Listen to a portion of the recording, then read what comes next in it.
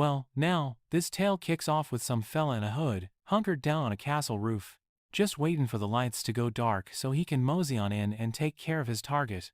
But before he could make his move, he gets a funny feeling someone's behind him, and looks back to find a young buck with jet black hair, standing tall on one of them towers just a staring at him from a ways off. A cold shiver runs right down that hooded fella's spine, who reckons this kid must be another hired gun, same as him. But on a closer look, he sees this ain't just any old kid. It's the legendary silent assassin himself, the one known for being more powerful than a $2 steak. The hooded man figures there ain't no hope of skeddling, and he's just gotta fight his way out of this. So, he hightails it to get a better vantage point and lets fly with a handful of sharpened metal spikes at that silent assassin.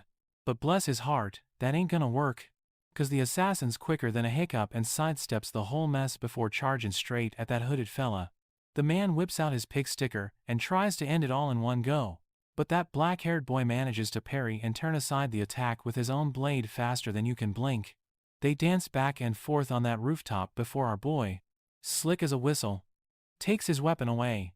That hitman ain't fixin' to give up that easy, though, as he slings another handful of spikes, which the assassin ducks clean under. But that leaves an opening for the hooded man to make his play.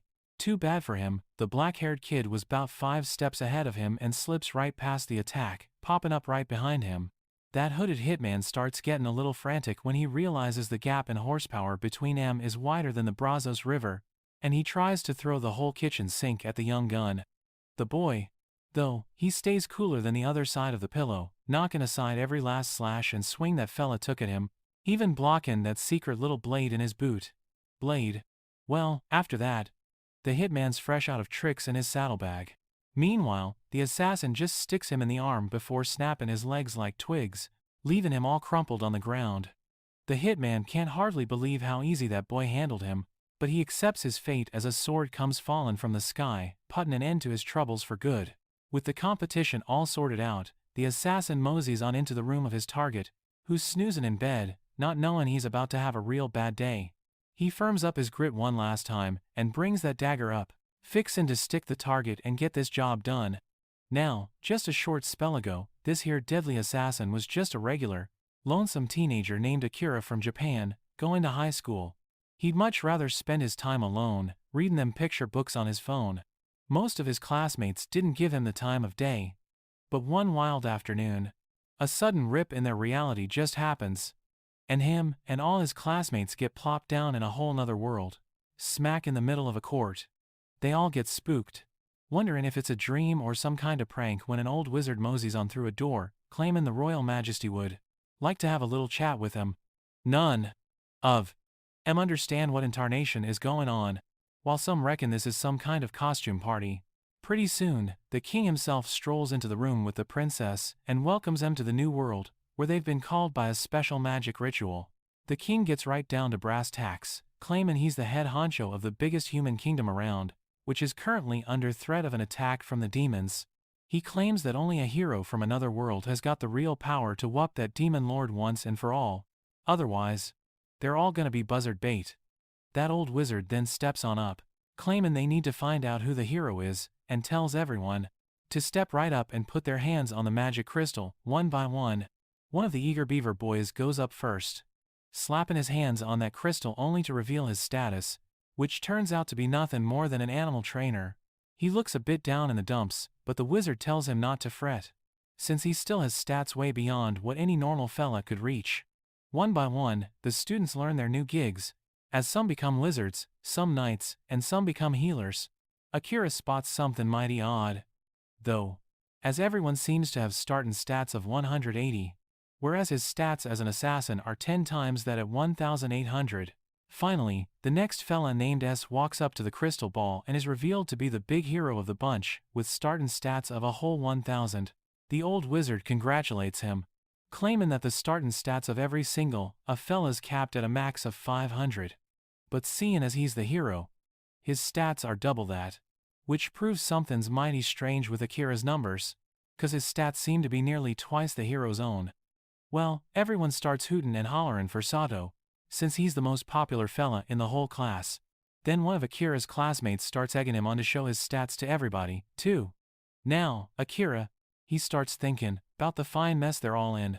And considerin' they don't know a lick about this world or how it works, he feels it's plumb foolish to go showing off such a wild number, and he ought to get more information first.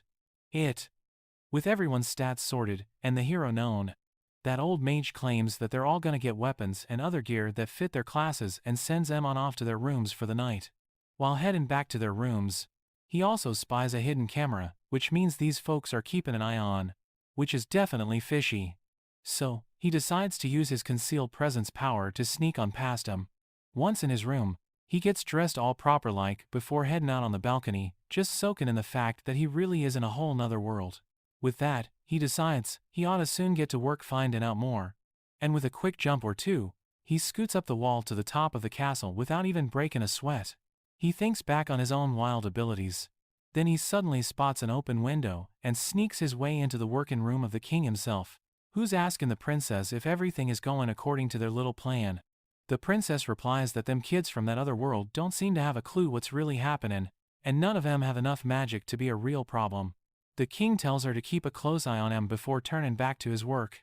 With his concealed presence skill, Akira's basically invisible as he stands right beside the king, wondering how easy it'd be to snuff this fella out right then and there. But he decides against it. The next morning, Akira sits himself down at the breakfast table with the rest of his classmates, who seem to not have a single worry in the world. Meanwhile, Sato, the popular good ol' boy, stands up and gives a real cringy speech about how they're all a whole lot stronger than they were back in their own world. So they ought to all be focused on helping the folks of this world with their powers and wrestle them demon lords, just like the king told him. The whole class hollers in agreement with that fool plan, while Akira is pondering whether to spill the beans on what he's found, seeing as how these dagnab fools are just reckoning the king and princess are on their side.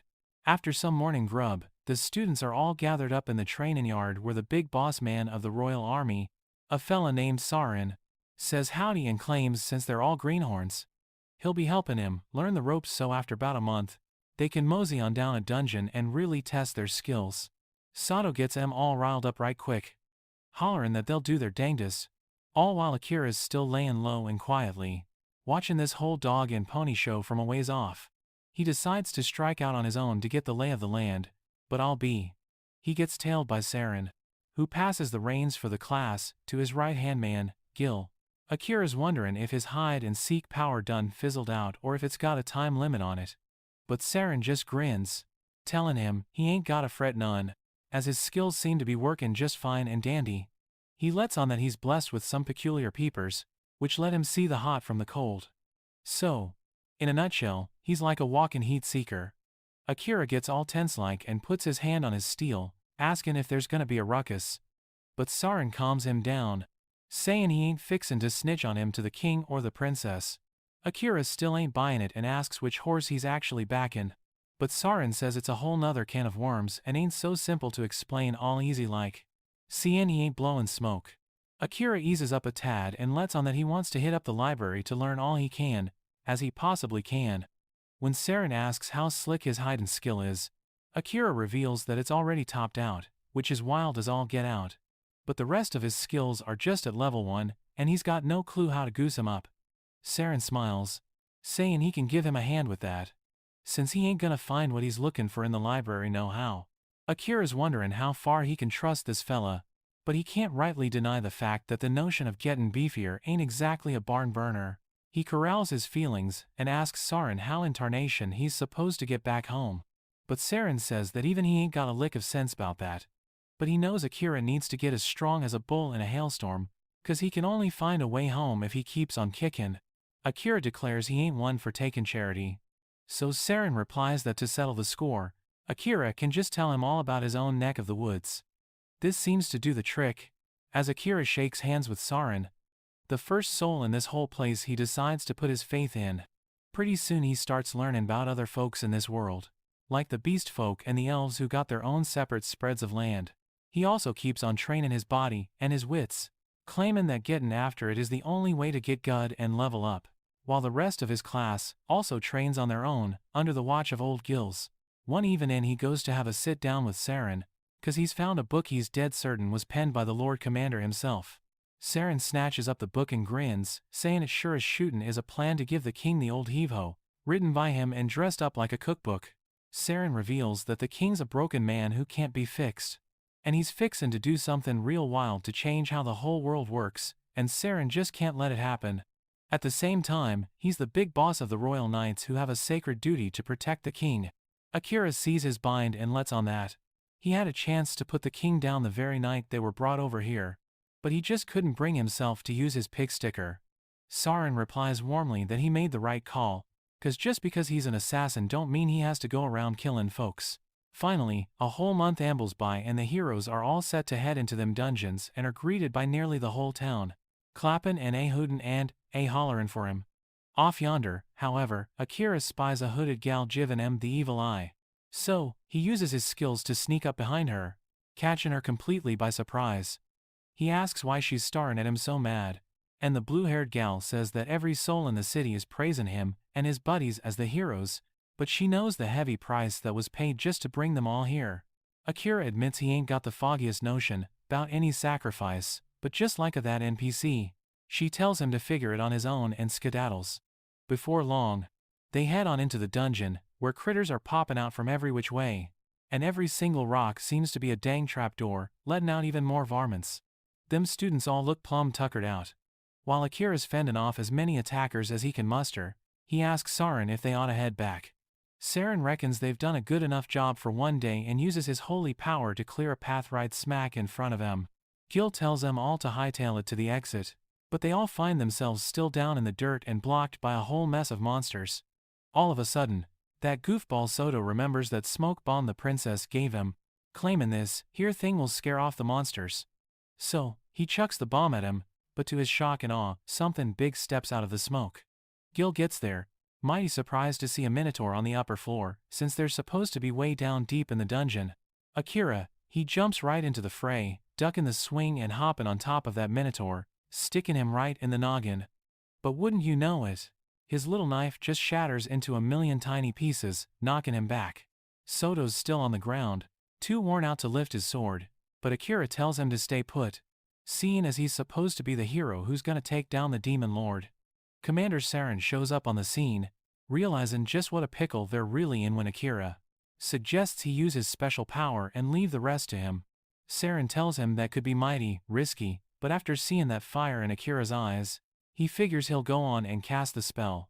Right then, a huge bolt of lightning zaps that minotaur good.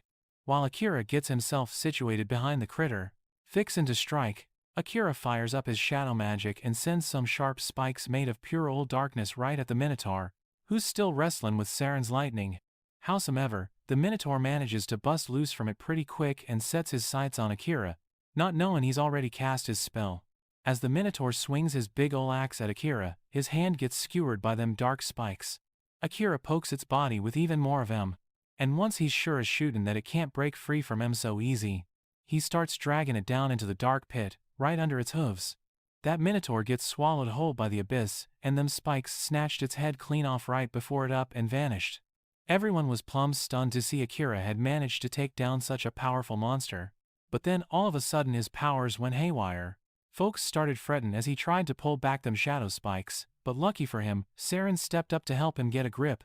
Thanks to his pointers, Akira managed to get a handle on his power, shutting down his shadow magic. He feels mighty lucky that he's still kickin', and Saren tells him he really outdid himself today. Once they get back from that dungeon, Saren thanks him for saving everyone's hide, but Akira reckons he don't deserve all the credit. He says that if Saren hadn't been there to watch his back, he never could have licked that minotaur, especially since he hadn't been able to work that shadow magic right in trainin'. Saren remarks that it's the first he's ever heard of a special skill called shadow magic, and he agrees. Akira can't hardly control the spell right now. He tells him to be mighty careful using it next time, and then decides to give him a samurai sword that the first hero forged with his own 2 hands. Akira takes the sword and asks Saren why he ain't giving it to the hero we got now instead of him, and the commander replies that Soto's already got the holy sword. But the real kicker is that Saren went and swiped this sword from the royal treasury, and giving it to that fool hero would land him in the clink in a heartbeat. Akira gladly accepts the sword, and then spies some carvings down near the hilt. The first one reads Yato No Kami.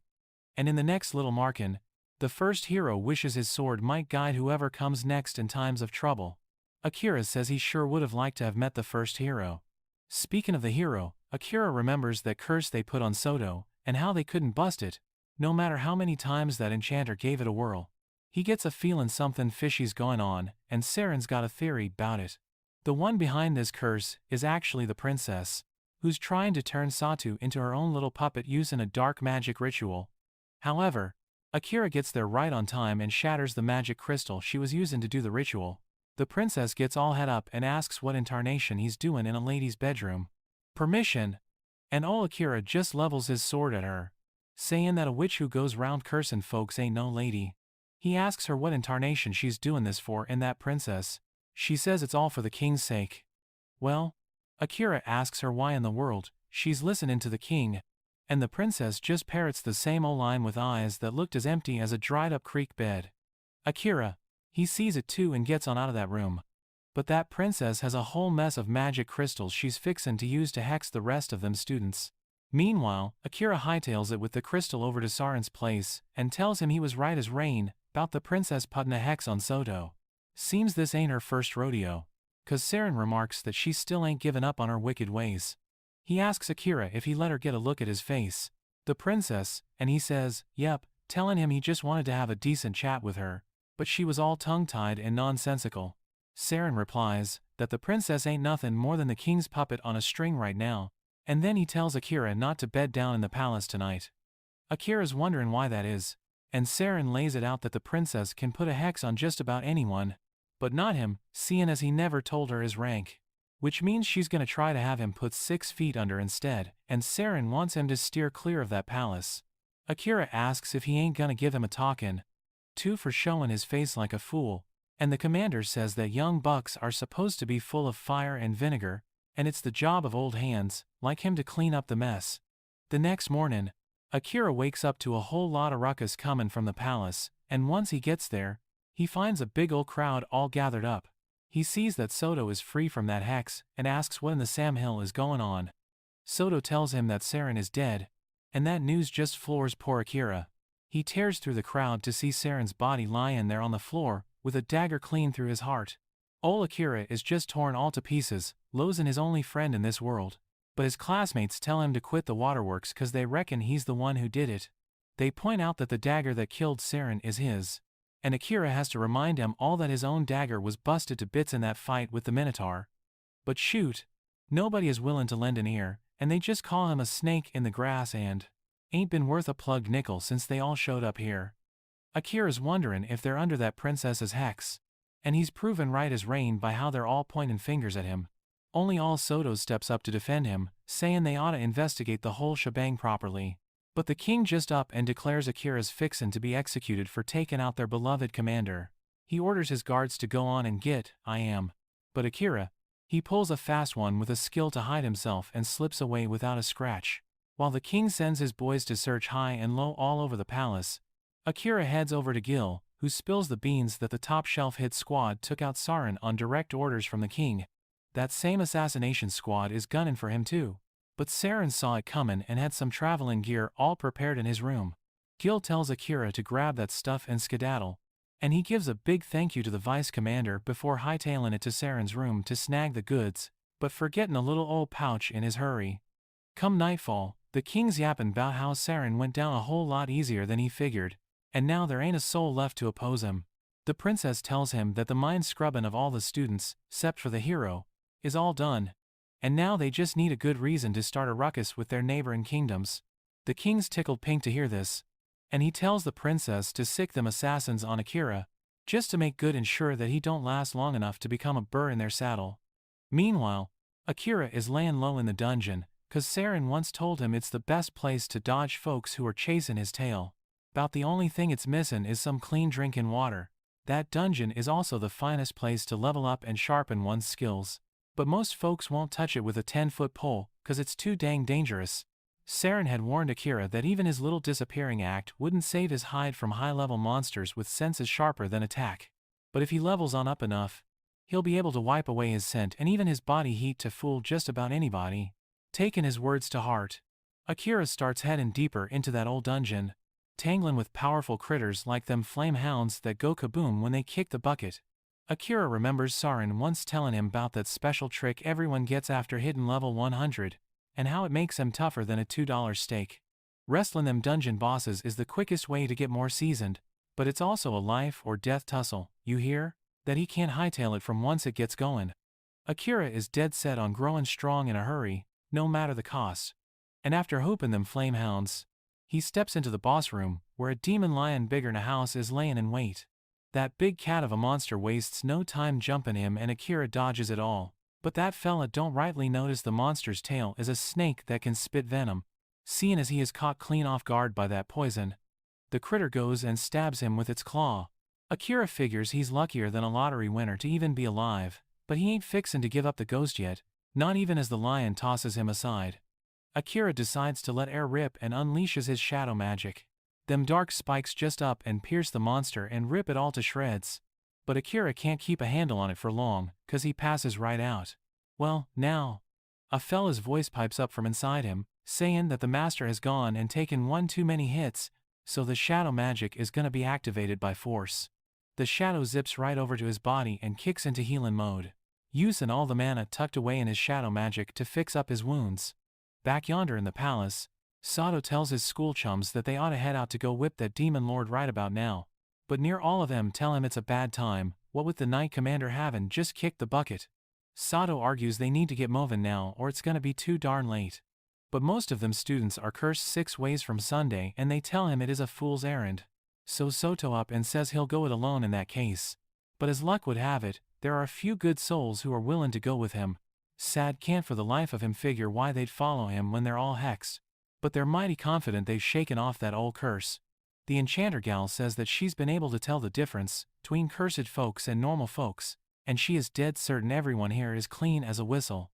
The tall swordsman Asa takes all the credit, saying he's got a fuzzy memory of chopping up some strange crystals in a room he can't quite place. He don't remember how he ended up there, or how he found his samurai sword. But from that day on, a few students were shed of that curse. Turns out it was old Gil who made that whole thing happen. His skill suggestion is a sight more powerful than any ol' hex when it comes to making his target do just one simple thing. He's mighty glad he could save a few of the young uns, 'cause that was Saren's last word on the matter. And now all he can do is wish 'em luck on their journey. Meanwhile, Asahi's thinking they need to hook up with Akira as soon as they can, seeing as he was the only fella who knew the truth when they were all cursed. He recalls that time back home when he found Akira working a side gig down at the railroad crossing. Akira told him to keep it under his hat, 'cause he didn't want his school pals and little sister getting wind of his job. And, Asahi, well, he was cool as a cucumber with that. As they got to jawing about their sisters, they found out the girls were thick as thieves, and that gave them a reason to get along just fine.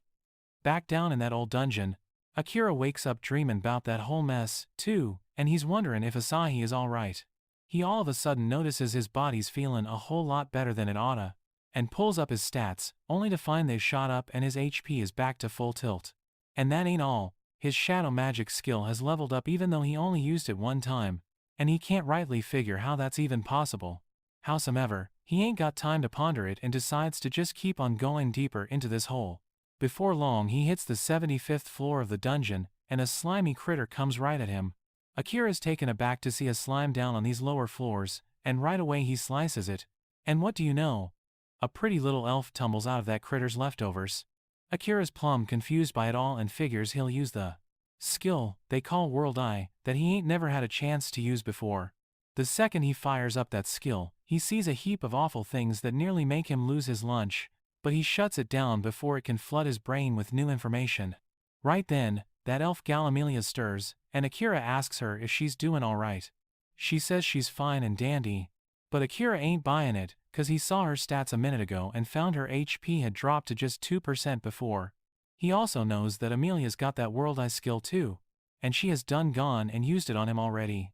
She calls him by his name and asks what in tarnation this place is, and he tells her it's a dungeon where he's fixin' to level up. He starts laying into her, saying it ain't polite to be peeking at other folks' business, but then she just up and faints right into his arms. Akira figures out she's burning up with a fever, so he totes her on up to the 69th floor to get well. Amelia wakes up all spooked, but Akira just tells her to drink some water so she don't dry up on him. He gives her a bowl of something warm, and then she asks him why in the world he hauled her all the way down to the 69th floor from the 75th. Akira tells her it was the closest spot with a watering hole, and then tells her to get some shut-eye. She thanks him kindly for saving her hide and then lets on that she's a real-deal princess, but Akira couldn't give a hoot about all that. Before long, Amelia's right as rain and joins up with Akira on his trek as he hits the 80th floor of this here dungeon. She uses her gravity magic to give him a hand in a scrap, but he ain't exactly thrilled. She's tagging along into the thick of it. Amelia tells him she's heading the same direction anyway and declares, all proud-like, that she's plenty tough enough to take care of herself. Well, Akira's got no choice but to take her along now, and pretty soon they stroll into the boss room where they find a terrifying dragon just waiting to barbecue any trespassers. That big old lizard immediately huffs some blue fire their way, but they manage to jump clear of it. Akira makes himself scarce while Amelia puts the squeeze on that dragon with her gravity magic, giving him a clean shot to attack. But wouldn't you know it, that dragon spots him coming despite his little disappearing act and swats him away.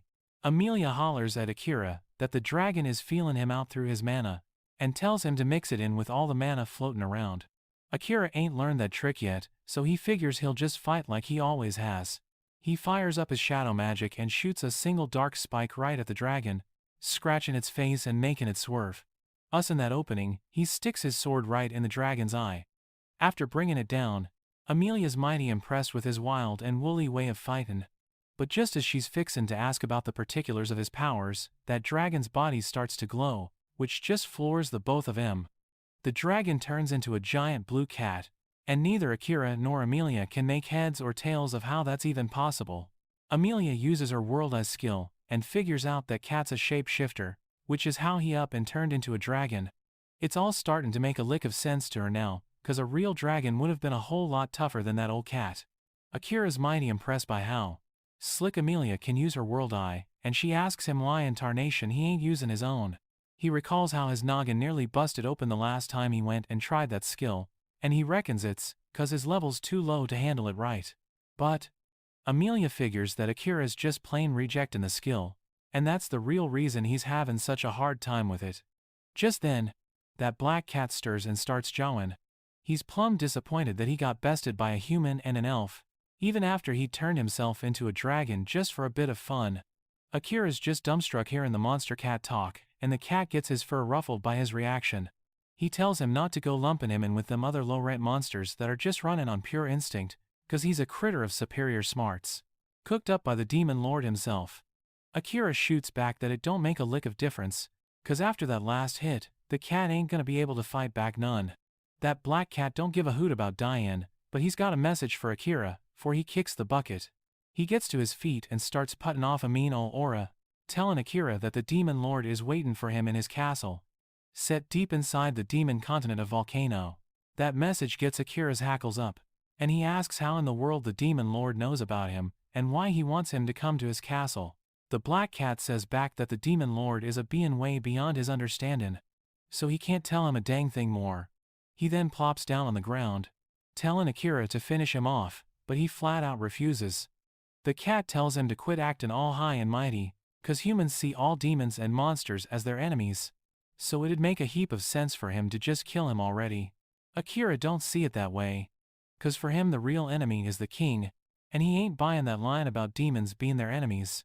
However, Amelia reminds him that the door to this here boss room ain't fixin' to open lest they kill the boss or the boss kills them.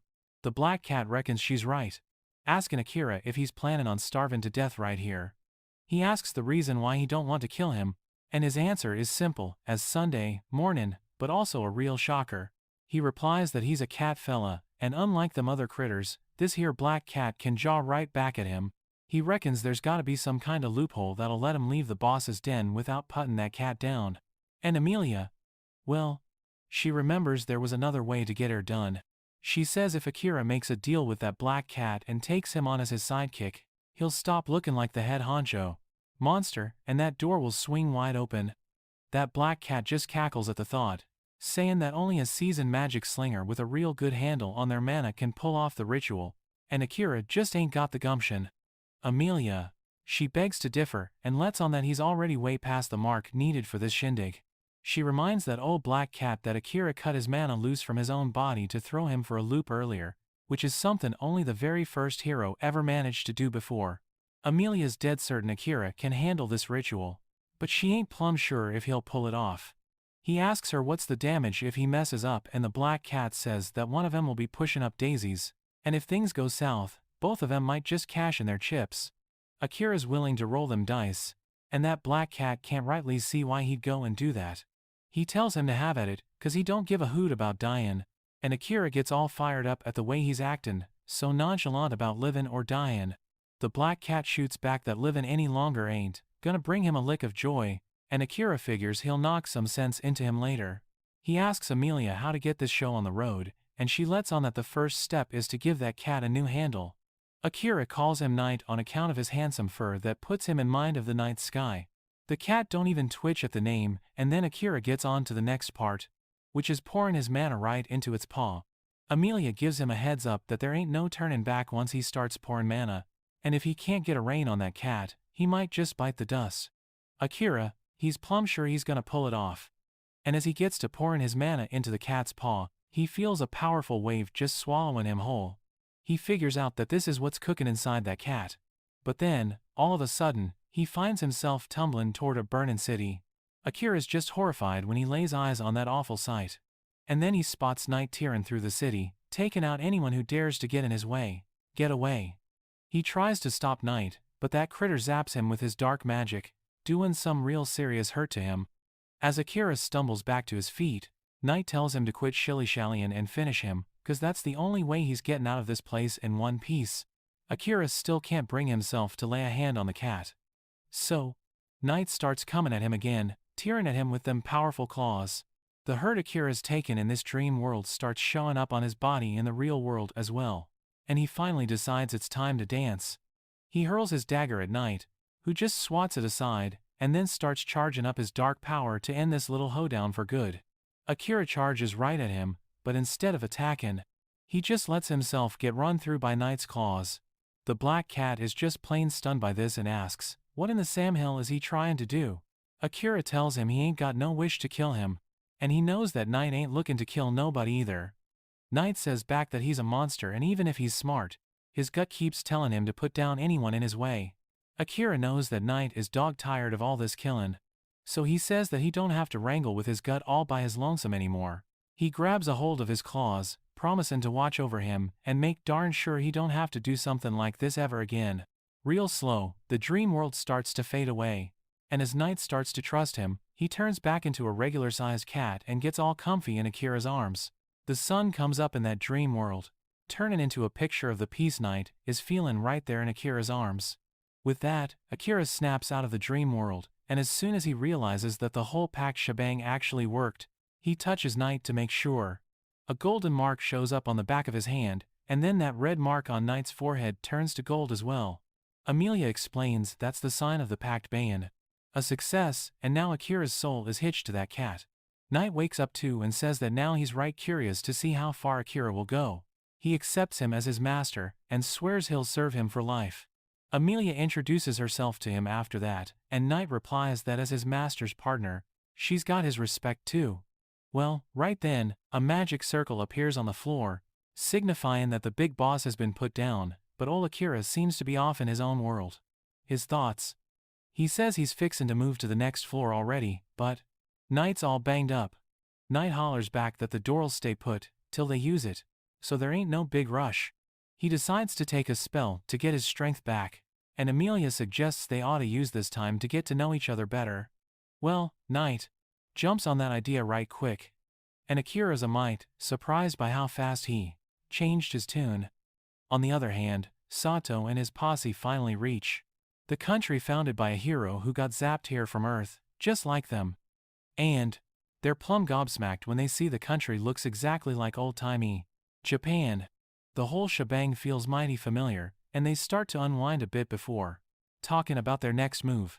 Sato says the first thing they need to worry about is their money, 'cause they're 'bout 1 month away from being flat broke and homeless. One fella reckons they should become adventurers, saying that's the best gig. for folks like them, and Soto agrees.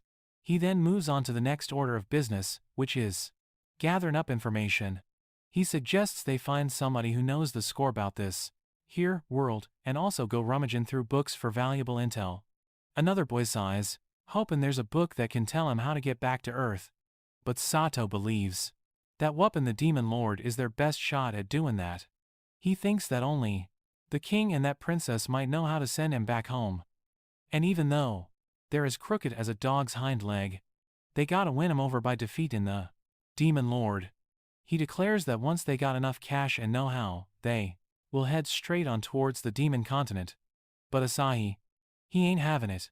He believes they ought to regroup with Akira before tromping over to the demon continent, 'cause his gut tells him that Akira's getting stronger a whole lot faster than everyone else, and they sure as shootin' need him on their team. Some of the members side with Asahi, while others still figure he's the one who did in Commander Saren. A little squabble gets to brewin' about it, but the girls step up to play peacemaker between them.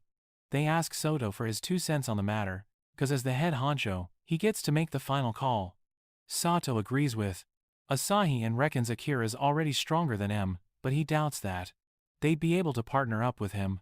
He says that Akira ain't one for getting all tangled up with other folks, and he still don't remember him even though they been in the same class since they were little tykes.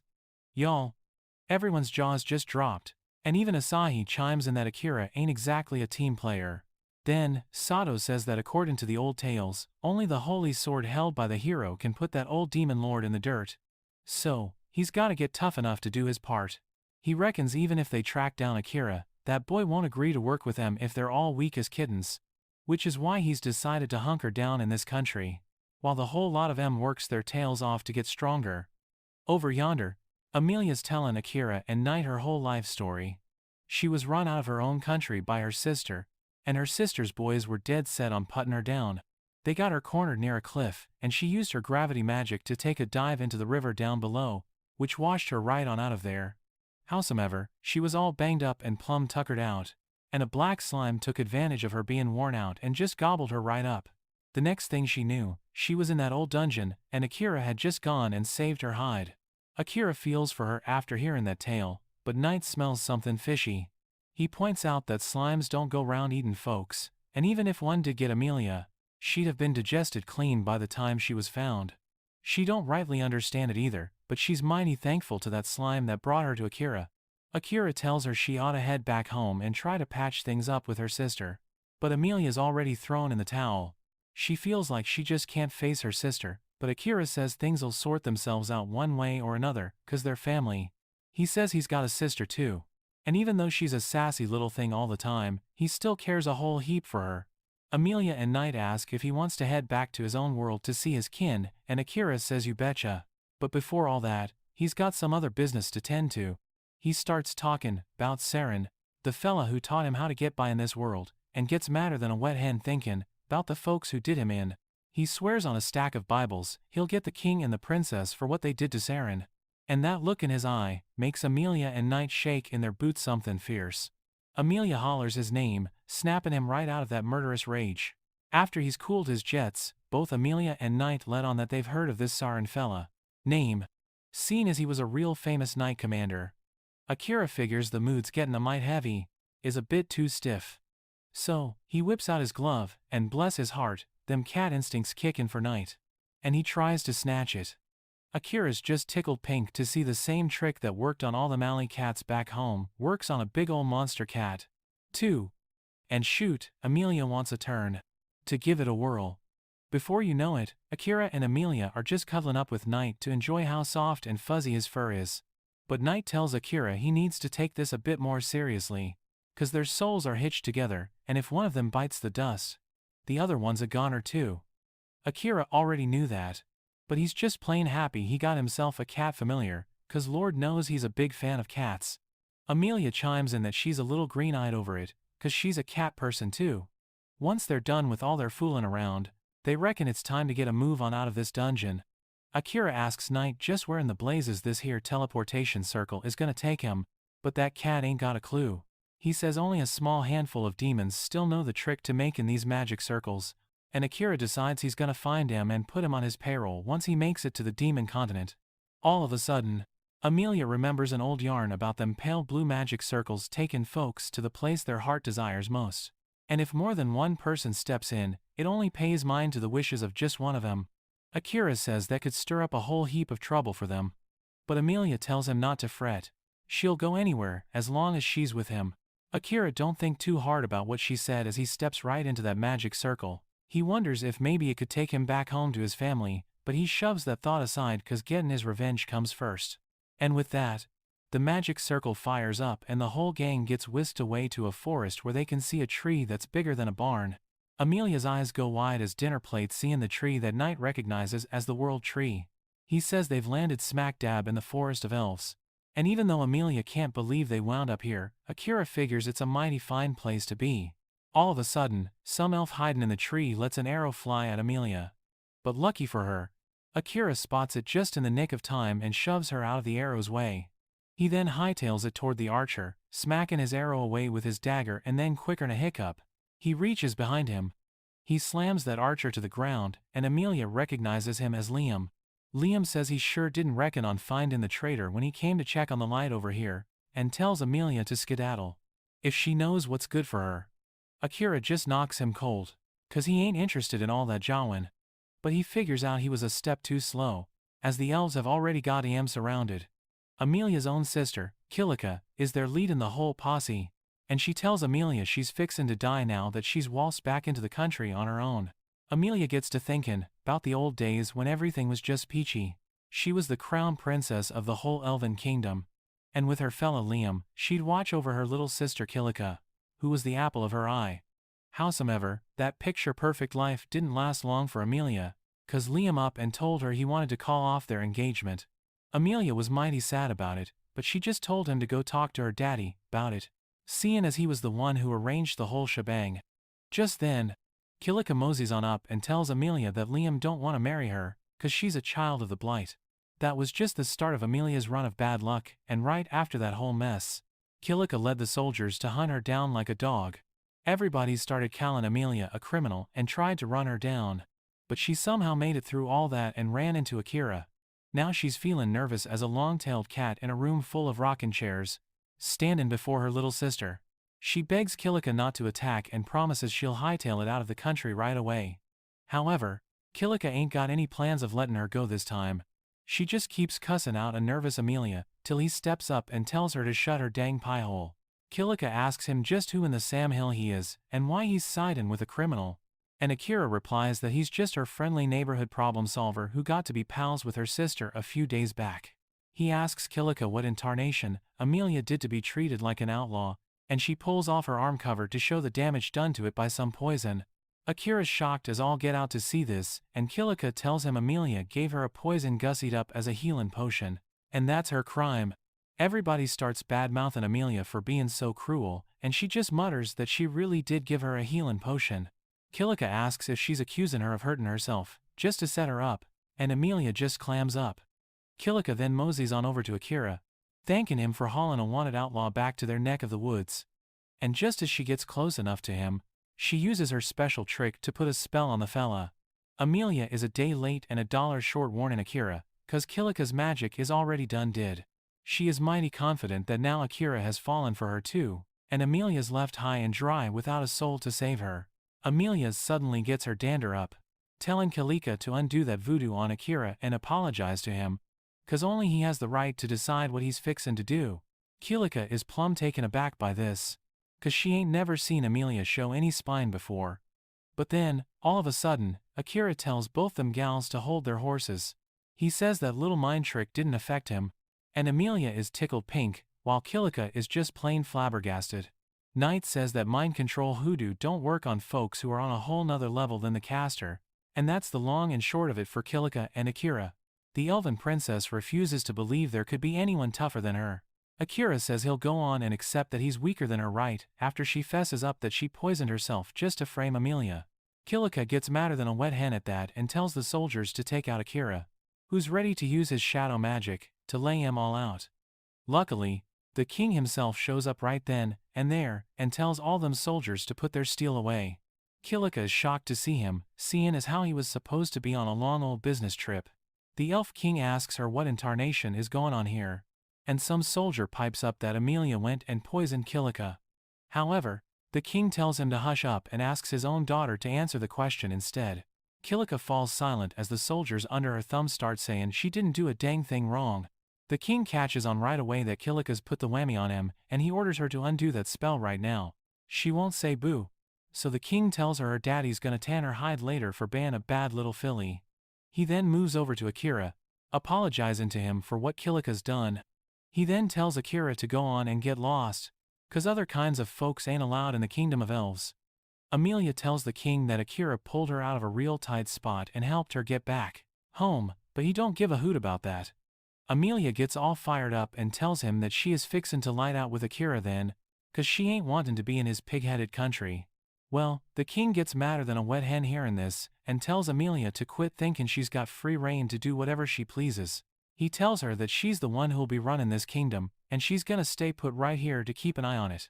Amelia's a bit spooked, but Akira tells her daddy that ain't nobody else got the right to tell her how to live her life, and he's ready to tangle with anyone who tries to take away her say-so. About that time, Liam comes back to his senses, and when he learns that Akira laid out one of their best and brightest warriors, he figures he'll give the boy a shot. He calls Akira out for a duel, with Amelia's freedom on the line, and he puts up Kilika to be his champion. Akira takes him up on that and follows the king on over to the world tree where this whole shebang is gonna go down. Amelia says she's sorry for dragging him into this mess, but he just tells her he hitched his own wagon. Then he goes and asks her about this whole child of blight business, and Amelia lays it all out, that when one young one out of a set of twins don't favor their folks, they call him the child of blight who'll bring a heap of trouble to their country. Well, Akira is mighty surprised that Amelia and Kilika are twins. But he's more curious about that whole child of blight tale, which was proven to be just an old wives' tale years back. Amelia says that's a fact, but she knows a whole lot of folks still use that name for her, 'cause she don't look a lick like her ma and pa. For long, they get to the world tree, and Akira decides he ain't gonna hide his hand, 'cause he's aiming to win this thing, fair and square. Amelia tells him to watch his step, 'cause Kilika is the most skilled elven sword slinger there is. Akira points out that she seems to think mighty highly of her sly sister, despite all the dirt she's done, and Amelia says back that she's seen the sweat she put into her training.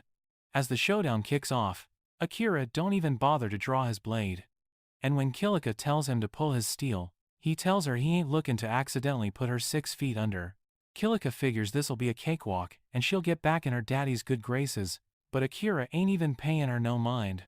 Instead, he turns round and thanks Amelia for getting all riled up for him earlier, and bless her heart, she starts turning red. With that, the king gives the go-ahead, and Kilika tears after Akira like a shot. Right away, she starts slinging that sword at him mighty precise-like. But he's quicker than her and dodges her swings with no trouble.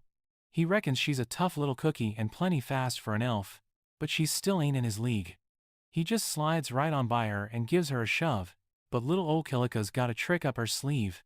She enchants her sword with some wind magic and sends a powerful gust right at Akira, pushing him back.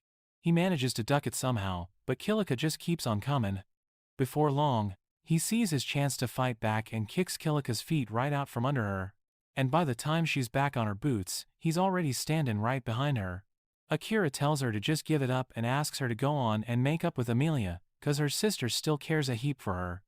Kilika ain't having it, declaring she'll never forgive the sister who done took everything she ever had from her. Right then, she lets loose another big ol' attack, sending Akira stumbling back, but he just bats that wind spell aside, smacking the elf soldiers instead. Akira hollers at night to protect Amelia from all this wild ruckus, and that fella puffs up into his bigger version to block out all that wind. Meanwhile, Kilika's screaming that she ain't got nothing left, all because her sister took it all away from her. She thinks back to their childhood when they were as thick as thieves, the two of them, but then folks found out Amelia was a spirit medium who could bend the whole darn world to her will if her power ever woke up. Everybody started treating her all different like. They plumb stopped paying any mind to Kilika, and that's what made her snap. Now she's fixin' to take everything back from Amelia, who's just worried sick about her. About that time, Liam moseys on up with a wrapped up doohickey, asking Amelia to save Kilika with it. The thing turns out to be a branch from the holy tree, and by using its power, Amelia snaps everyone right out of Kilika's mind fiddlin'. Seeing that she ain't got nobody under her thumb now, Kilika just loses her ever-loving mind and uses all her power to go after Akira, who figures if he moves, poor Amelia's gonna get clobbered. He whips up some shadow magic to stop Kilika's wind attack, but then it dawns on him that he's a whole lot stronger, and his attack is fixin' to swallow Kilika whole at this rate. In the heat of the moment, he reckons he'll pull that shadow magic right to himself instead. As them shadows swarmed him, Akira figured he was fixin' to get hurt. But his body just got covered in a dark ol' aura instead. He ain't got a lick of sense what's happenin' but charges on ahead, clashing with Kilika and knocking her clean out of the fight. Kilika is just torn all to pieces that she has gone and lost everything, but Akira tells her to quit her caterwauling all the time, because she's blind as a bat to the folks who actually pay her mind. About that time, Amelia and Liam mosey on up, and Kilika says she must have sized up Liam all wrong if her little charm spell wore off on him first. She says he made a beeline for Amelia the second he was free, but Amelia tries to set her straight, saying he was never under her spell to begin with. Kilika, she ain't buying it, and asks how they're fixin' to punish her for all her shenanigans. However, her own daddy says that if anyone's got a punishment comin', it's him. Kilika doesn't get what in the Sam Hill he means. So, her pa goes and undoes the forgettin' spell he had put on her. Kilika gets all her lost memories back, startin' from when she was a tyke. She used to train something fierce to get stronger and decided to head in there to level up. However, her daddy had only allowed her to go down to the 3rd floor, and she was none too sure if that would be good enough. One day, some shady-looking woman offered to help her get stronger in a hurry. She gave her a little magic trinket that could summon tougher monsters that'd help her level up right quick. And the innocent Kilika took it without a second thought. However, the minute she used that magic doohickey, a whole mess of powerful orcs popped up before her, and she couldn't win against them no matter how hard she tried. She decided to turn tail and run instead. But when them orcs came chasing her out of the dungeon, she got real worried that her own people would be in a world of hurt. So she decided to face down them orcs with everything she had. Right as she was on her last leg, Liam rushed in to help her with all the soldiers. But all of a sudden, a sneaky goblin jumped out from the bushes and ran its arm clean through Liam's chest. As that shady woman cackled that her plan had worked like a charm, Kilika was devastated, and the king had to use his magic to make her forget the whole sorry affair. Thank goodness, Amelia was able to save the day by cooking up some magic to bring Liam and the other fallen boys back to life. After that day, everybody was walking on eggshells round Kilika so they wouldn't accidentally let the cat out of the bag. And she figured they didn't give a hoot about her, 'cause Amelia could talk to spirits. The king, he says he was wanting Kilika to win that showdown against Akira and prove she had some royal grit, which would give her the gumption to handle the shock she was fixin' to get when he gave her memories back. Howsomever, she couldn't win the fight, and he had to give her memories back a whole different way. Then Liam, all of a sudden, drops to a knee in front of Kika, saying he didn't want her to harm Amelia, so he played possum like he was under her spell and helped her run Amelia off. Kilika just can't believe her ears. And the king reveals that a leaf from that big old world tree got inside Liam's body when he was being brought back, so he's pretty much immune to any and all bad juju. Liam apologizes for not handling things in a way that would have kept folks from getting all tore up. And it dawns on Kilika she'd been barking up the wrong tree all along. She'd blamed the whole kit and caboodle on Amelia even though she was the burr in everyone's saddle. She starts bawling and cussing herself, but Amelia tells her to hush up with all that, 'cause she's something special. The two sisters have a real heart-to-heart reunion, and then the soldiers come a-running to check on Kilika and patch up her wounds. She is plumb shocked to see that everybody cares for her even when they ain't under her control. Later on that night, the king throws a big ol' shindig for Akira since he won the duel, and he agrees to let Amelia decide her own future. She decides to go wherever Akira's fixin' to go. And he lets on that he's headin' to the Beastman continent next, 'cause Knight told him it's the best darn place to continue his journey. After the party winds down, Amelia pulls Akira to a quiet spot and asks him to say her name. Well, he does just that. And she gets all tickled pink hearing him say it. She promises she ain't never gonna be apart from him, and Knight just about cringes out of his skin, seeing him act like kids. At the same time, Akira's school chums are on a ship. Sad tells Asahi he's sorry that they couldn't wait around for Akira no more. But he understands. 'cause they sure wouldn't been able to get a whole lot stronger over there. That's why they're fixin' to head to the Beastmen continent to sharpen their skills and snag some better gear. Before you know it, it's about time for Akira and Amelia to skedaddle from the Elf Kingdom, and the whole dang town gathers to see 'em off. Amelia and Kilika have mended fences, and Liam and Akira tell each other to look after their gals. The king then tells Akira that a few of his boys will be taggin' along with him till the country line, 'cause there's been a mess of kidnappin's in that area lately. Amelia just clings to Akira, sayin' he's plenty strong enough to protect her, but the king ain't entirely convinced, seein' as he's worried sick about his little girl. Kilika says she'll go protect Amelia instead of the king's men, and Liam, well, he wants to join right in with her. The rest of the soldiers want to tag along too, but Akira don't want no entourage, so he turns them all down. Pretty soon, Akira and Amelia are in the carriage heading to the border, while the soldiers keep their eyes peeled. Akira asks Knight why he was being as quiet as a church mouse in front of the Elf King, and he answers that most folks don't take too kindly to monsters, and he was just keeping his trap shut, so he wouldn't stir up trouble for Akira. Akira then asks him if actin' so tame-like won't land him in hot water with the Demon King, and Knight reckons so. He says his senses are still hooked up to the Demon King, so he can see and hear the whole shebang. However, the Demon King ain't pulling Knight's strings, and he declares he ain't ever gonna double-cross Akira. Akira asks what he'd do if he had to throw down with the Demon Lord, and Knight decides he'll cross that bridge when he comes to it. He says the Demon Lord just wanted to get a gander at Akira, and Amelia suggests he might actually want to be his buddy. Knight, he backs her up on that, saying that Akira was something else yesterday, and that must have surely piqued the Demon Lord's interest. He says ain't nobody else can even use that shadow magic, but Akira went and coated himself in it. Akira says it ain't as big a deal as they think, when all of a sudden, his danger sense starts going off. He orders the soldiers to halt the carriage, and hops out to find them. Kidnappers are waiting for him with a hostage. They threaten to off the girl if Akira and his posse make a move, and then hand him a rope to tie themselves up. One of them bandits spots Amelia and starts thinking about how tickled their boss'll be when they bring that elf princess to him as a little gift. While the bandits are distracted, Akira uses his skill to just vanish from sight, presence, and then drops the bandits before they can even blink an eye. When he reappears, the bandits are all on the ground and Akira tells the soldiers to tie him up. Meanwhile, Amelia sets the hostage free, and then Akira questions the bandits, asking about their boss, the fella they called Graham earlier. A soldier tells him Graham's some kinda royal in Uruk, the biggest nation of beastfolk. Akira tells the soldiers to haul them bandits back to the capital, 'cause he can handle the journey on his own from here on out.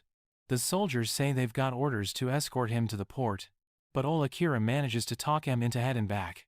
Soon they reach the port and board a ship. Akira tells his pals that as soon as they reach the old beastfolk continent, he's gonna get good weapons and level up some more. Amelia is surprised to hear he still wants to get stronger, and Akira replies that he won't leave a single stone unturned to avenge Commander Saren. Knight tells him that the port town on the beastfolk continent has a dungeon where he can level up. Howsomever, getting there'll take him at least a few days, and in the meantime they ought to just relax and enjoy the ride. As the ship sets sail on its journey, Amelia gets excited to do that Titanic thing. She starts talking about how she wants to do that Titanic pose with him, but he's a lone wolf, who don't pay her any mind at all. Instead, he just decides to read a book that the king gave him as a parting gift. Amelia cusses out her daddy for giving Akira something that's distracting him from her, but he don't care what she thinks. He keeps on reading them books the whole trip, and soon enough they reach the beastfolk continent. Their first stop is the port town, and old Akira finds it's only humans doing all the grunt work here. He don't think too much on it and just moseys on his way. But then 3 small-time thugs corner him. They tell him to leave the elf gal and get, and their whole attitude makes Akira figures out them beastmen ain't too keen on human folk. He moseys on towards the critters who underestimate him, charging ahead to give him a good ol' whoopin', but Akira uses his shadow magic to sling blobs of darkness at their peepers, snatching their vision. He then strolls into the city, where everyone seems scared spitless of Knight. Amelia asks Knight if he knows what intarnation's up, and he says that folks on this here continent have a mighty good reason to be terrified of black cats. Soon after that, Akira and Amelia get themselves a room at the inn and enjoy some real hearty grub. Akira decides it's time to hit the hay, and Amelia tells him their beds are a mite too big. She says just one of them ought to be plenty for both of them, and Akira's just floored. cause he wasn't expecting her to be so darn direct. Knight decides to play the part of the wingman for Amelia, and tells Akira he's heading out for a midnight saunter, so they should do whatever they please. Akira's left scratching his head, and Amelia happily hops into the shower for him. Howsoever, when she steps on out of the shower, Akira's already out like a light, and she don't want to wake him. She gives him a gentle peck on the cheek and sleeps right beside him. But turns out Akira was just playing possum, cause he wasn't fixin' to get tangled up with the young lady. The next morning, Knight returns just in the nick of time as Akira starts to wake up. Amelia stirs a few seconds later, and then Knight tells the both of them to get decent, cause they got company coming over directly. The guest is a goth beastfolk blacksmith named Crow, who Knight called on over to help out Akira. Crow says all chilly-like that he couldn't rightly refuse a summons from the nightmare of Alderia, and Amelia's mighty curious what all that means. Akira, on the other hand, already has a good idea what Crow's talking about, so he don't get into the details. He introduces himself, and that blacksmith right away asks to see his weapon. Akira shows him the sword, which is all chipped up in a mess of places, and Crow can tell right off which dungeon he used it in, just by the way it's all beat up. Akira's mighty impressed and asks if he can fix it, and that goth beastman replies he'll do it for the right price in coin and raw materials. Akira agrees to the terms, and then asks him to whip up 20 throwing weapons as well.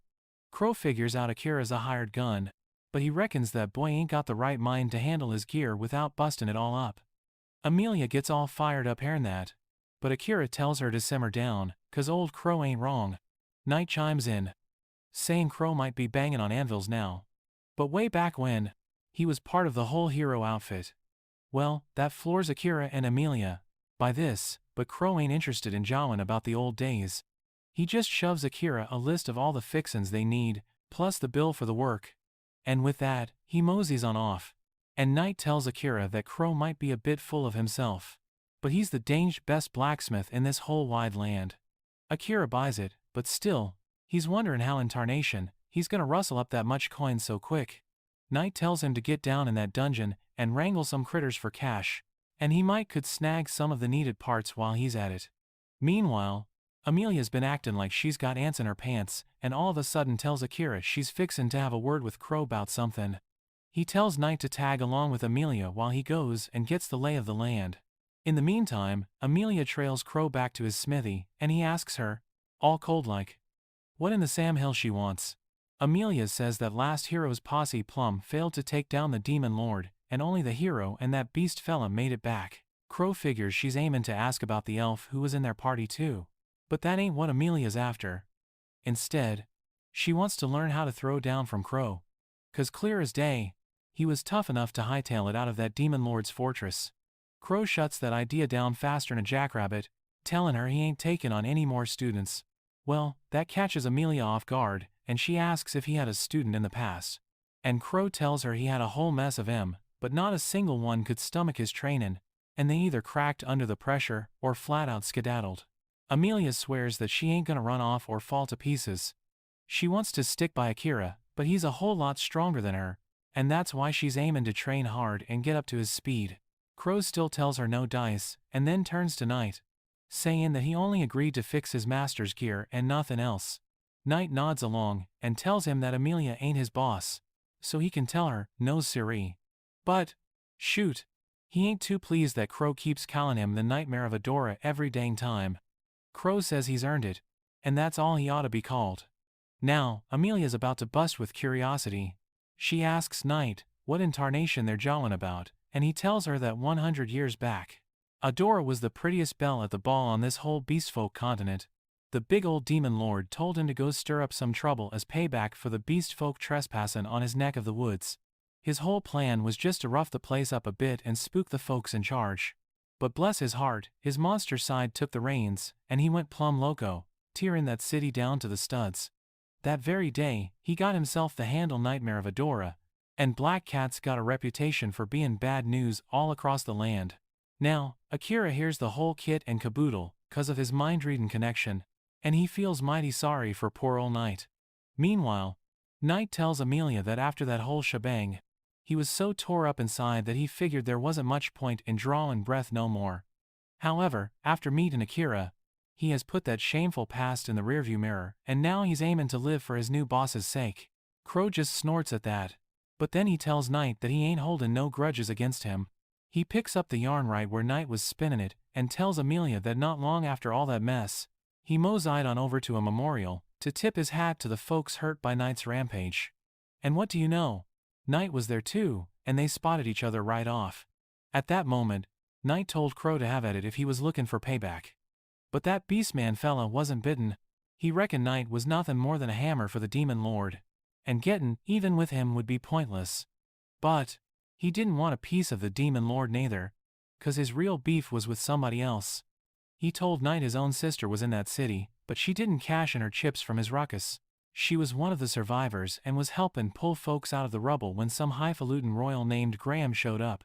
That fella was in a real big hurry to skedaddle. Scared old Knight might come back. And he was fixin' to just blow right through the busted-up buildings to clear a path, not givin' a hoot about the people stuck in there. Crow's sister, bless her heart, tried to stop him, but he just booted her aside and then went and blew to smithereens everything in his path, taking out every soul in sight. Crow was madder than a wet hen and fixin' to get payback on Graham, but he pulled himself back. 'Cause he reckoned his sweet sister wouldn't have stood for it. Amelia. She calls him a yellow belly after hearing his tale. 'Cause she figures he's just using his sister as an excuse to skedaddle from a good old scrap. He gets his dander up about that, but then she lets on that she used to be the same dang way, but then Akira gave her the gumption to face her troubles head on. Crow couldn't stomach any more of her high and mighty talk, and he tells her to get. Meanwhile, over yonder, Akira moseys on over to the dungeon, and finds out the front door is mighty particular 'bout who gets in based on rank, as he's pondering how to make himself scarce and slip on in. Then all heck breaks loose with a monster stampede. Giant old whips of energy bust right through the dungeon walls, and some powerful critters come crawling out of the holes. Them energy tentacles scorch everything in their path, and Amelia, who was just heading back from Crow's place, uses her heavy magic to wrangle him down. She hollers at Knight to help the townsfolk, and he hightails it to save as many folks as he can. While Amelia's keeping that energy hog-tied, some fella in a hood shows up riding a big ol' varmint, and says her magic sure does stir up some fond memories. Amelia knows him right off as the scoundrel who hornswoggled Kilika into letting loose a whole mess of orcs that caused all that trouble. The boy introduces himself as Orm and tells Amelia the big demon boss ordered him not to send her to the big sleep, 'cause she's got some one-of-a-kind magic. But he's allowed to rough her up just enough to keep her kicking. He plays a strange old flute and sends that energy tentacle to wrap around her, and Amelia spots a bunch of critters just waiting inside it. She is in a real tight spot now, and figures there ain't no way to sidestep what Orm's cooking up. Meanwhile, Akira's busier than a one-legged man in a butt-kicking contest, fighting off monsters when Knight gets a hold of him, saying Amelia's been snatched up by some demon who took her down into the dungeon. Akira tears off towards that dungeon, but there's just too many varmints in the way, and that blue energy is blocking his path, too. He snags a sword from some poor fella's hand and starts going to town on the monsters. But that way of doing things ain't nearly quick enough. Right then, Knight shows up and says he's mighty sorry, 'cause he couldn't keep Amelia safe. But Akira tells him that don't matter a lick none now. He tells him to get, 'cause he's fixin' to handle this whole mess all in one go. Knight skedaddles right quick, and then Akira lets loose his shadow magic to swallow up all them critters and that blue energy. He feels plumb overcome with fury and reckons Amelia's become mighty important to him to be feelin' this fired up. He swears on a stack of Bibles he'll save her, come hell or high water. But just as he finishes gobbling it all up with his shadow magic, he keels right over from using too much juice. Knight was watching all this from way up yonder, and the second Akira hits the dirt, he hightails it to his side. He's wondering what in tarnation to do when all of a sudden he hears the voice of that system thingamajig that helps Akira. The voice says, Akira done used more mana than his body can rightly handle, but that healin' shadow magic's gonna kick in on its own to patch him up.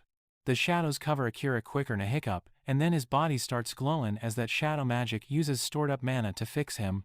Knight can only stare at all this with his jaw on the floor. Can't make heads or tails of what just happened. After a whole day goes by, Akira wakes up with a start and asks Knight where in the blazes he is. Right now. Knight tells him he hauled him on over to Crow's house after he conked out and saw the sun going down. Akira asks if he was out for about 5 hours. Knight tells him he was out cold for 1 whole day and 5 hours. Which makes sense, since he used a whole heap of mana at once. He tells Akira he's lucky that shadow magic of his kicked in by itself and healed him up, 'cause he would have been a goner otherwise. He asks just what in the world that shadow magic is, and Akira says he ain't got a clue. He says it's not the important thing right now, 'cause they got bigger fish to fry. He moseys on downstairs right away where Crow's waiting for him. Akira thanks him for the use of the bed and says to just put it on his tab. Crow asks him where he's heading, and Akira says he's gotta go rescue Amelia as quick as he can. The goth blacksmith tells him it's been over a whole day and Amelia's probably already been carted off to the demon continent. Akira declares he'll just bust right into the demon lord's castle, then Crow tells him to hold his horses. Akira hollers, he's calm. Just in a heck of a hurry. And Crow asks how he can claim to be so calm when he's leaving his weapons behind.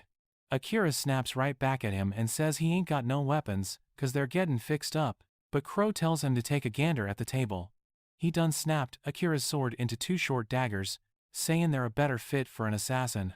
He also covered the raw materials and cost for fixing him since it's an emergency, but he asks Akira to pay him back soon as he can. Akira checks out them daggers, and thanks Crow, who's got another little gift for him. He tosses a ring over, claiming that either the second or the third hero himself forged it. The ring has some writing carved on it that says, "I will lead you everywhere." Crow is mighty surprised that Akira can read it, and he replies that it's the lingo from his own world. He asks what in the world the ring does, and Crow tells him it helps a fella find whatever they're looking for. Soon as Akira hears this, he puts on that ring and gets its powers going. The ring shoots out a little light, pointing straight towards the dungeon, and Crow tells Akira he's one lucky fella that the demons ain't taken Amelia to the demon realm yet. Akira gets his gear on in a flash and hightails it to the dungeon, riding on Knight's back, who tells him not to go getting reckless like he did yesterday. Akira agrees, saying he shouldn't have risked his own neck so hasty-like, 'cause that meant Knight could have died right along with him. Knight tells him he ain't worried about himself. He just flat out doesn't want Akira to get hurt. Meanwhile, Amelia's in the dungeon, all tired out and banged up.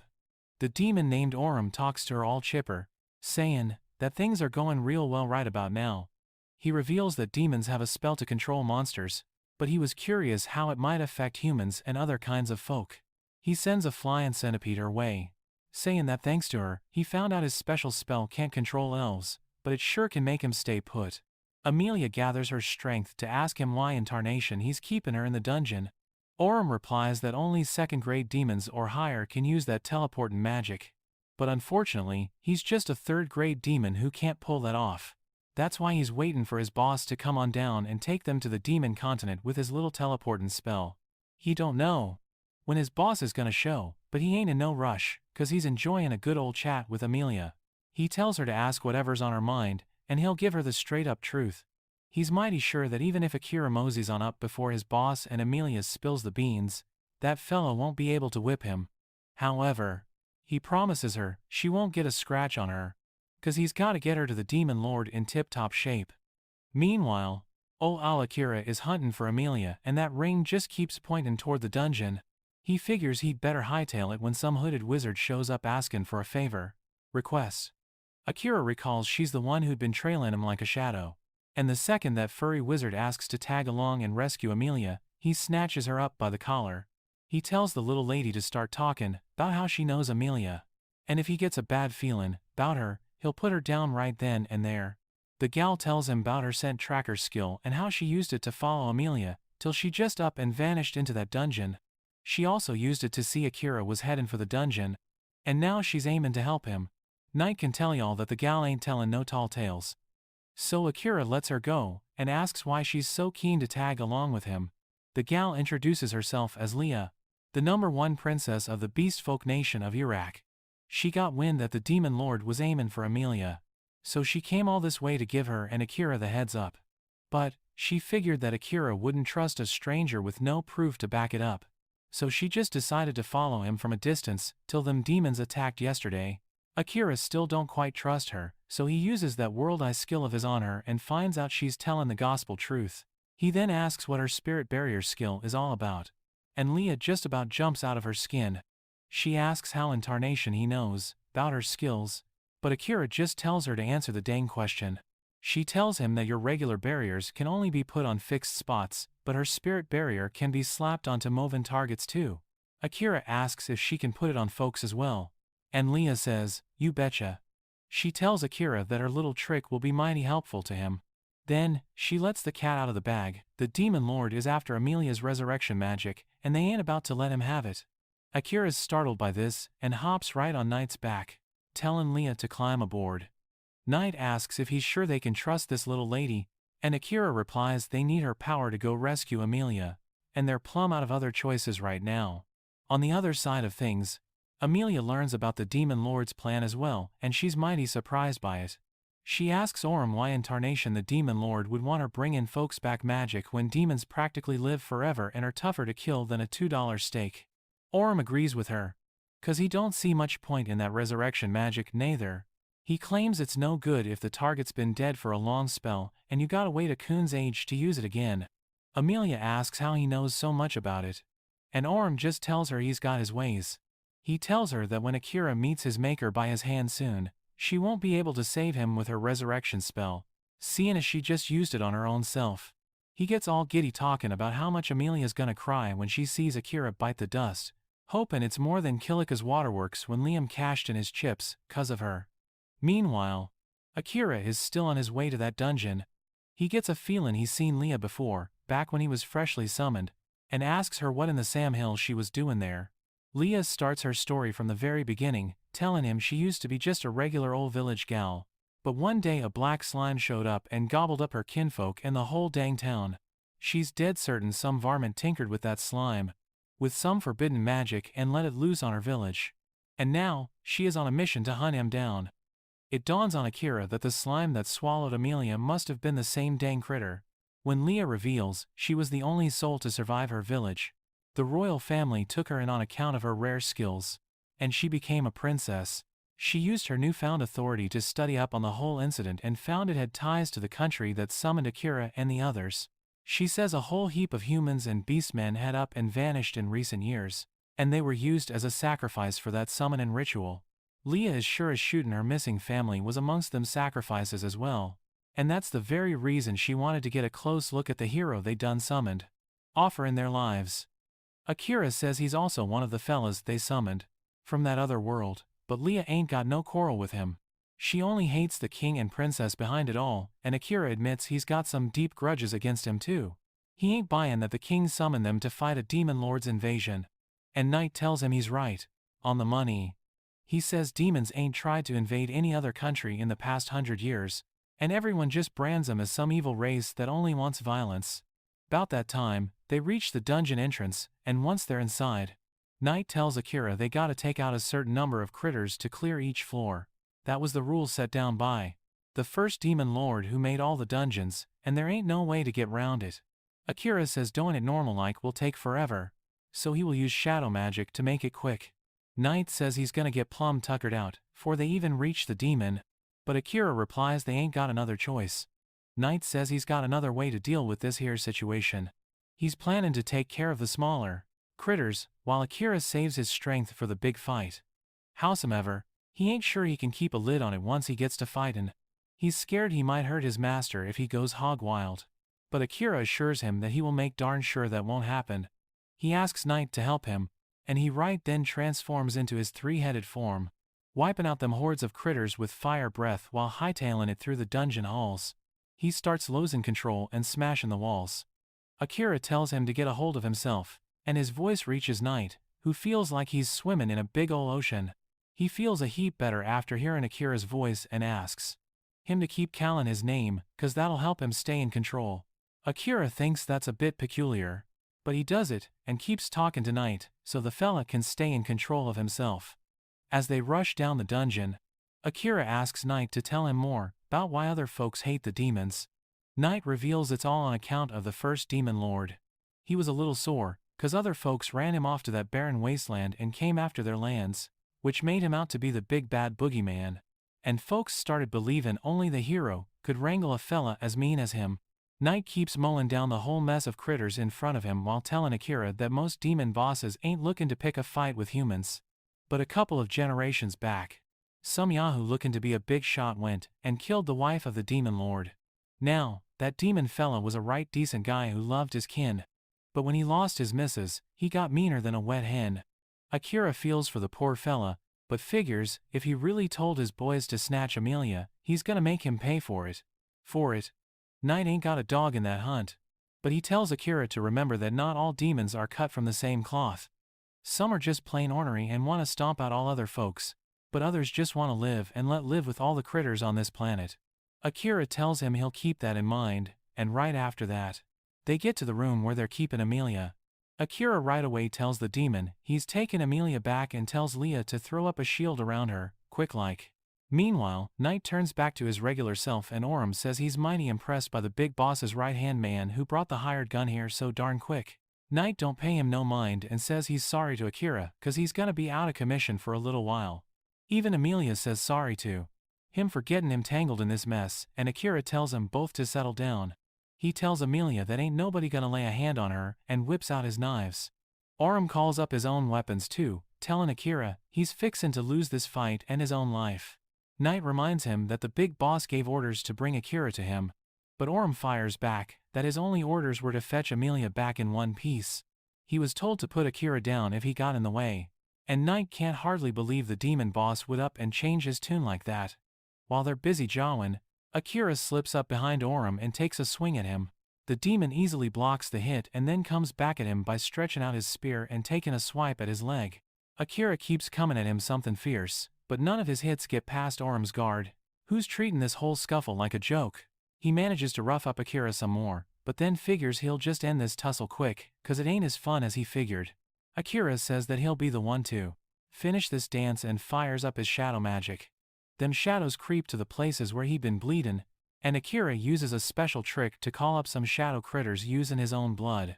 Everybody's knocked for a loop seeing this, and Orim finds it hard to wrangle them shadow beasts coming at him from every which way, while he is busy wrestling with them shadow wolves. Akira makes a beeline for him and slices his arm and leg, making him drop his weapon. However, Akira's also plumb tuckered out now, and Orim's got more tricks up his sleeve. He plays his creepy old flute, calling the monsters under his command to fight for him. Akira gets all spooked seeing this, cause his shadow magic ain't ready to go again, and he don't know how to defend himself. The monsters power up their ultimate beam to wipe him out in one go, but Leah gives it all she's got to make a big old barrier around Akira, right before she keels over. That barrier first soaks up the attacks from the monsters, and just as they try to get in close, it sends their own attacks right at him, popping their heads clean off. Right after that, Amelia moseys on over to Akira, telling him she can move again, cause Orim's been weakened some. She ducks behind him, and Orim says he's mighty disappointed in himself. Akira points his sticker at him, but is dragging his feet on the finishing blow. Orim tells him to get a move on, teasing him about being an assassin who can't even put down his defenseless target. While Akira wonders how he can off someone who looks like a person, Orim's big boss just pops in there. He ain't happy to see that Orim lost the scuffle, but now Akira and his pals are shacking in their boots, cause they know they can't beat a grade 2 demon. But that's where this story ends, folks. Remember to like and subscribe to the channel. Appreciate y'all watching and I'll see y'all next time.